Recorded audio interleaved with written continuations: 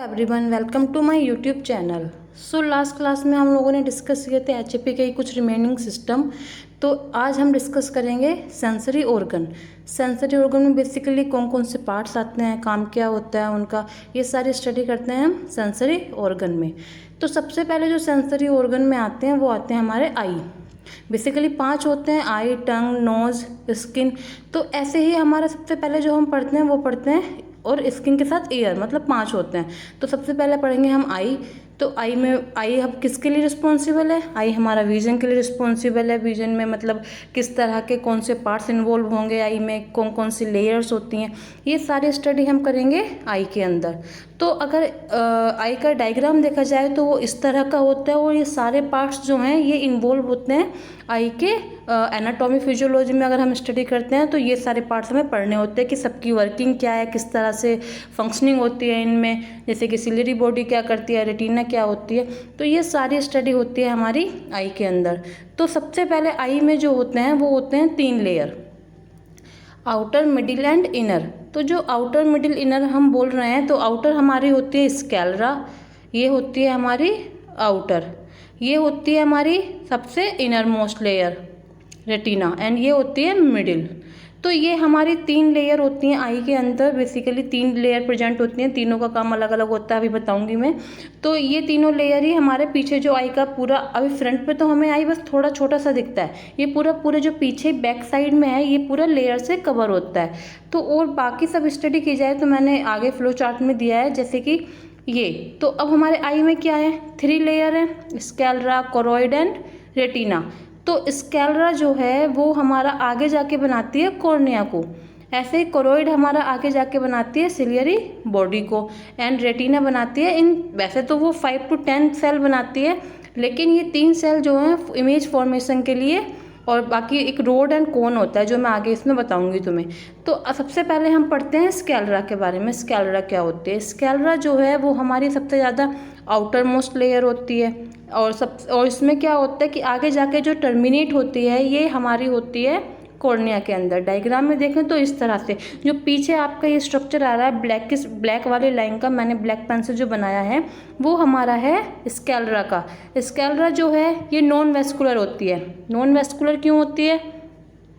जो स्कैलरा लेयर है ये हमारी होती है non vascular. Non vascular layer ये इसलिए होती है क्योंकि इसमें ब्लड की सप्लाई ना के बराबर होती है। जितना ब्लड की रिक्वायरमेंट होती है वो हमारी मिलती है इसको कोरोइड से, और बाकी जितना आगे जाके, क्योंकि ये बना रही होती है हमारा, क्या बनाएगी, ये आगे जाके बनाएगी कॉर्निया को। तो कॉर्निया जो है वो डोनेटिंग ऑर्गन होता है। अगर जैसे कि अब अगर हम कॉर्निया को ट्रांसप्लांट करते हैं तो उसमें ब्लड ग्रुपिंग नहीं देखते।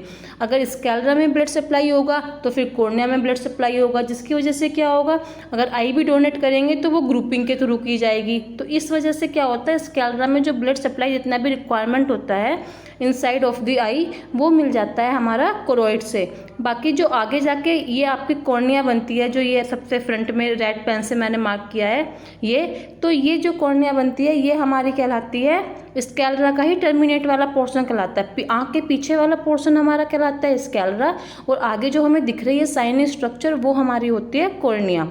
कॉर्निया हमारी जितना, अब कॉर्निया में आपका ब्लड नहीं है तो ऑक्सीजन भी नहीं है, तो कॉर्निया क्या करती है, हमारी बाहर के एनवायरनमेंट से ऑक्सीजन को अडेप्ट करती है, जिस वजह से वो बिना ही ब्लड के, बिना ऑक्सीजन के वो बाहर से अपने आप को ऑक्सीजन ले लेती है अपने आप। तो और जो स्कैलरा है उसको कहाँ से मिल जाता है, कोरोइड से मिल जाता है। तो सबसे पहली लेयर जो आउटर लेयर होगी वो हमारी कौन सी हो गई, स्कैलरा हो गई।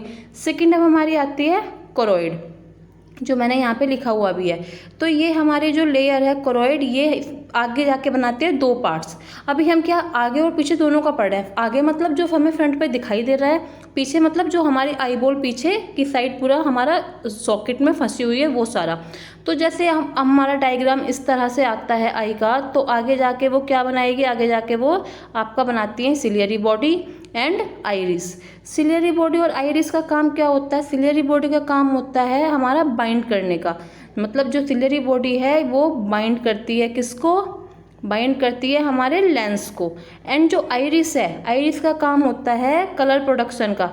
कलर मतलब जितना भी आपका आई में कलर होता है कि किस तरह का है, ब्लू है, रेडिश है, या फिर जैसे कि अलग अलग कलर होते हैं सबकी आंखों में, ग्रेइश होता है, तो ये सारे कलर हमारे आइरिस की वजह से होते हैं। तो अब तीनों लेयर आगे जाके कुछ ना कुछ बना रही हैं, तो हमें 3 लेयर अगर इंटरनल, मिडिल और आपका एक्सटर्नल लेयर वाली ये तीनों पढ़नी है, तो इनके आगे जाके ये जो हमें फ्रंट पे दिखता है ये सब इन्हीं से बनता है। स्क्लेरा कॉर्निया को बनाती है, कोरोइड जो है मिडिल लेयर है, सिलियरी बॉडी एंड आइरिस को बनाती है।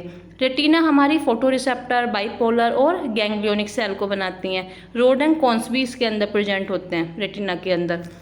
तो रेटिना में भी क्या होता है, रेटिना की कुछ लेयर को तो हमारी कोरोइड ही ब्लड सप्लाई करती है, बाकी को ये खुद ब्लड सप्लाई कर लेती है डर्मिस से लेके।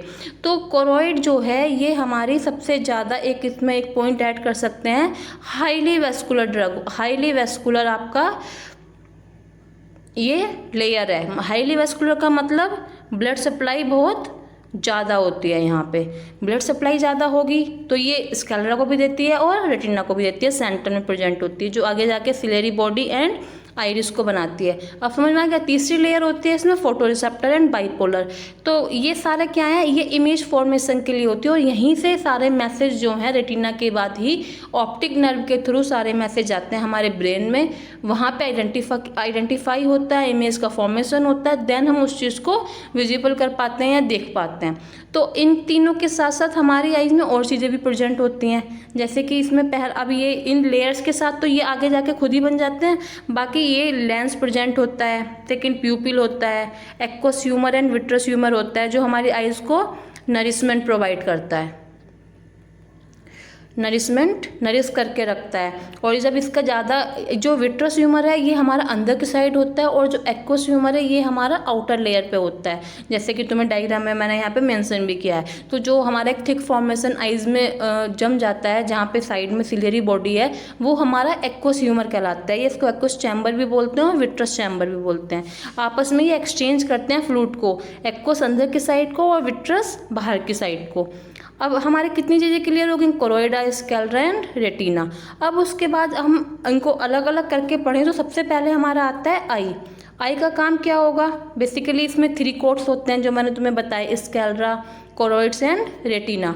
अब उसके बाद हमारा दूसरा पॉइंट है सेंसरी ऑर्गन है ना। तीसरा हम क्या करेंगे, जो ये आपके कलेक्ट करती है लाइट को कहाँ से करेगी, बाहर के एनवायरनमेंट से करती है और कन्वर्ट करती है उसको नर्व इम्पल्स में, क्योंकि नर्व इम्पल्स में कन्वर्ट होगा तो ही कहाँ जाएगा, हमारा जाएगा ब्रेन में। वहाँ पे क्या होगा, इमेज का फॉर्मेशन होगा, इमेज बनेगी, तभी हम लोग आइडेंटिफाई कर पाते हैं कि सामने क्या है क्या नहीं। तो ये सारा मैंने एक फ्लो चार्ट भी बनाया है छोटा सा। इसमें क्या है, पहले लाइट कलेक्ट होती है, देन आपकी नर्व इम्पल्स में जाके कन्वर्ट हो जाती है नर्व इम्पल्स में, फिर रेटिना के थ्रू आपकी नर्व इम्पल्स जो हैं वो सेंड होती हैं ब्रेन में, देन ब्रेन के बाद यहाँ पे फॉर्मेशन होता है, उसके बाद हम कर पाते हैं आइडेंटिफाई। फिर उसके बाद हमारा आता है इसमें आई के बाद अगर हम देखें तो लेयर्स, जो मैंने पहले बता चुके हैं, स्क्लेरा। तो स्क्लेरा को फाइब्रस ट्यूनिक भी बोलते हैं और कोरोइड को वेस्कुलर ट्यूनिक भी बोलते हैं, क्योंकि स्क्लेरा जो है वो फाइब्रस कनेक्टिव टिश्यू से मिलकर बनी हुई होती है। और जो कोरोइड है ये हमारा वेस्कुलर ट्यूनिक मतलब बहुत ज़्यादा हाईली वेस्कुलर होती है, जो दोनों लेयर को ब्लड सप्लाई करने का काम करती है। ऐसे ही मैंने इनके 1 वर्ड में लिखे हैं कि मतलब क्या होते हैं। जैसे कॉर्निया जो है फ्रंट लेयर ऑफ आई भी बोल सकते हैं, जो सबसे फ्रंट पे होती है, प्लस ये O2 को ऑब्जॉर्ब करती है बाहर से।